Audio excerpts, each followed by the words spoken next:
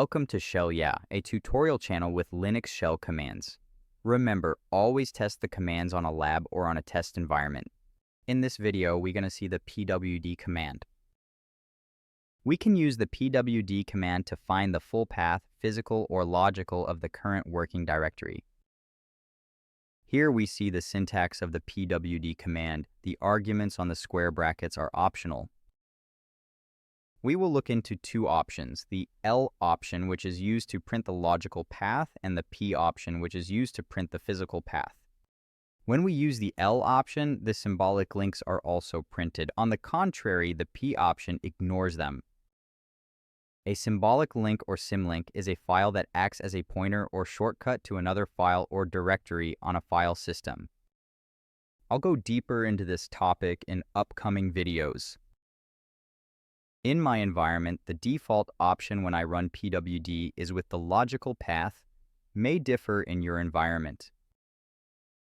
Let's take a look at the Linux directory structure.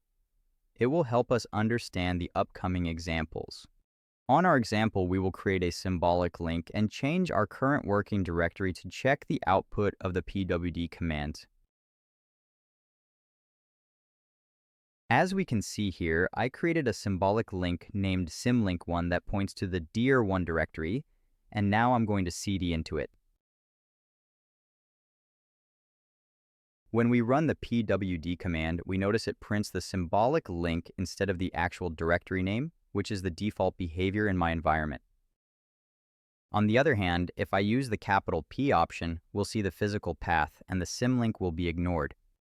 You can check on your environment what option is set by default by typing pwd when your current working directory is on a symlink.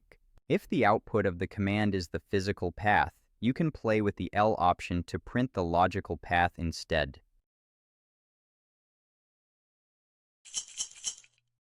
Our shell stores the pwd and the old pwd environment variables. To display both variables, we run env to list all environment variables and filter the results with grep so only lines containing pwd appear.